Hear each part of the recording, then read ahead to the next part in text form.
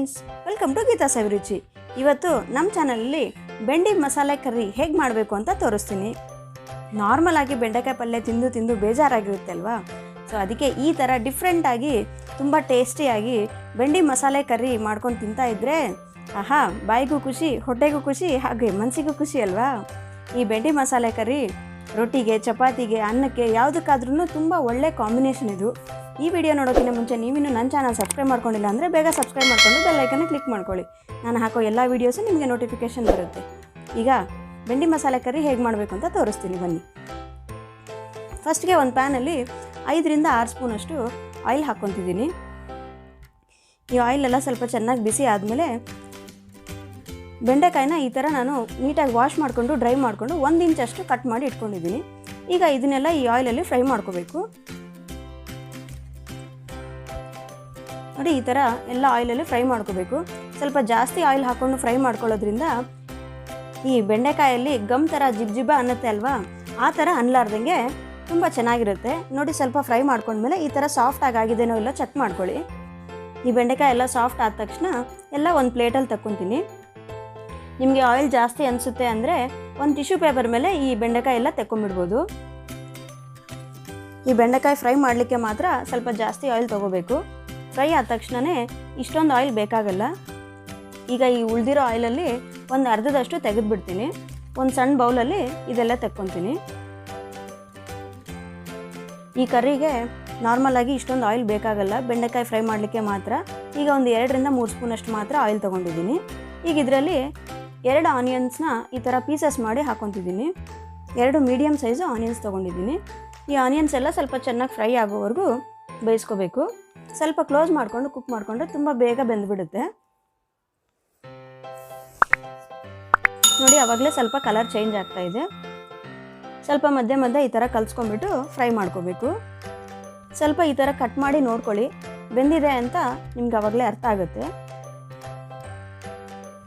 ಇಷ್ಟು ಬೆಂದಾದಮೇಲೆ ಈಗ ಇದಕ್ಕೆ 1 ಸ್ಪೂನಷ್ಟು ಜಿಂಜರ್ ಗಾರ್ಲಿಕ್ ಪೇಸ್ಟ್ ಹಾಕ್ಕೊತಿದ್ದೀನಿ. ಈ ಶುಂಠಿ ಬೆಳ್ಳುಳ್ಳಿ ಪೇಸ್ಟ್ ಹಸಿ ವಾಸನೆ ಹೋಗೋವರೆಗೂ ಚೆನ್ನಾಗಿ ಫ್ರೈ ಮಾಡ್ಕೋಬೇಕು. ನೋಡಿ, ಈ ಥರ ಕೆಂಪಗಾಗಬೇಕು. ಈ ಥರ ಫ್ರೈ ಮಾಡಿಕೊಂಡ್ರೆ ಇದರಲ್ಲಿರೋ ಹಸಿ ವಾಸನೆ ಎಲ್ಲ ಹೋಗ್ಬಿಟ್ಟು ಚೆನ್ನಾಗಿರುತ್ತೆ.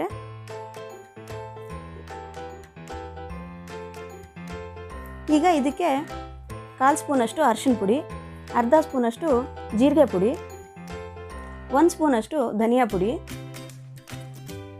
ಗರಂ ಮಸಾಲ 1/4 ಸ್ಪೂನಷ್ಟು, 1 ಸ್ಪೂನಷ್ಟು ಹಚ್ಚ ಖಾರದ ಪುಡಿ, ರುಚಿಗೆ ತಕ್ಕಷ್ಟು ಉಪ್ಪು. ಈಗ ಇದನ್ನೆಲ್ಲ ಚೆನ್ನಾಗಿ ಫ್ರೈ ಮಾಡ್ಕೋಬೇಕು. ಈ ಮಸಾಲೆ ಎಲ್ಲ ಸ್ವಲ್ಪ ಫ್ಲೇವರ್ ಚೆನ್ನಾಗಿ ಹೊರಗಡೆ ಬರೋವರೆಗೂ ಫ್ರೈ ಮಾಡ್ಕೋಬೇಕು. ಈ ಮಸಾಲೆ ಫ್ರೈ ಮಾಡಿದರೆ ಬೆಂಡಿ ಮಸಾಲೆ ಕರ್ರಿ ತುಂಬ ಟೇಸ್ಟಿಯಾಗಿರುತ್ತೆ. ನೋಡಿ, ಈ ಮಸಾಲೆ ಎಲ್ಲ ಸ್ವಲ್ಪ ಫ್ರೈ ಮಾಡ್ಕೊಂಡ್ಮೇಲೆ 3 ಟೊಮ್ಯಾಟೋಸ್ನ ನಾನು ಈ ಥರ ಪೀಸಸ್ ಮಾಡಿ ಇಟ್ಕೊಂಡಿದ್ದೀನಿ. ಇದನ್ನು ಹಾಕ್ಕೊತಿದ್ದೀನಿ. ಈಗ ಈ ಟೊಮ್ಯಾಟೋಸ್ ಎಲ್ಲ ಚೆನ್ನಾಗಿ ಸಾಫ್ಟ್ ಆಗೋವರೆಗೂ ಬೇಯಿಸ್ಕೋಬೇಕು. ಸ್ವಲ್ಪ ಕ್ಲೋಸ್ ಮಾಡಿ ಫ್ರೈ ಮಾಡಿಕೊಂಡ್ರೆ ತುಂಬ ಬೇಗ ಬೆಂದ್ಬಿಡುತ್ತೆ. ನೋಡಿ, ಟೊಮ್ಯಾಟೋಸ್ ಎಲ್ಲ ಎಷ್ಟು ಚೆನ್ನಾಗಿ ಬೆಂದಿದೆ, ಪೇಸ್ಟ್ ಥರ ಆಗೋಗ್ಬಿಡ್ಬೇಕು ಈ ಥರ. ಈಗ ಇದಕ್ಕೆ ಸ್ವಲ್ಪ ನೀರು ಹಾಕ್ಕೊತೀನಿ. ನಮಗೆ ಗ್ರೇವಿ ಥರ ಬೇಕಲ್ವಾ, ಹಾಗಾಗಿ ಸ್ವಲ್ಪ ನೀರು ಹಾಕ್ಕೊಂಡು ಇದು ಗ್ರೇವಿ ಥರ ಮಾಡ್ಕೊತೀನಿ. ಈಗ ಈ ನೀರನ್ನು ಕುದಿಬೇಕು. ಸ್ವಲ್ಪ ಕ್ಲೋಸ್ ಮಾಡಿಕೊಂಡು ನೀರೆಲ್ಲ ಕುದಿಸ್ಕೊತೀನಿ.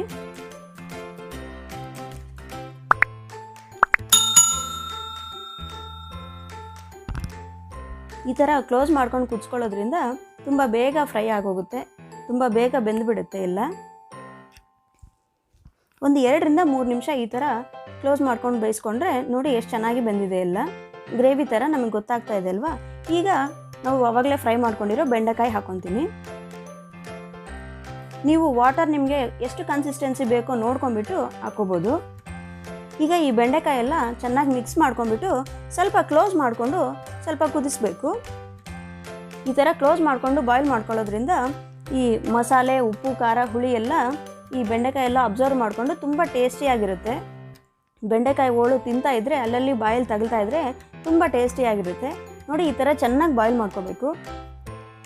ಇದರಲ್ಲಿರೋ ಎಣ್ಣೆ ಎಲ್ಲ ಹೊರಗಡೆ ರಿಲೀಸ್ ಆಗೋವರೆಗೂ ಚೆನ್ನಾಗಿ ಬಾಯ್ಲ್ ಮಾಡ್ಕೋಬೇಕು.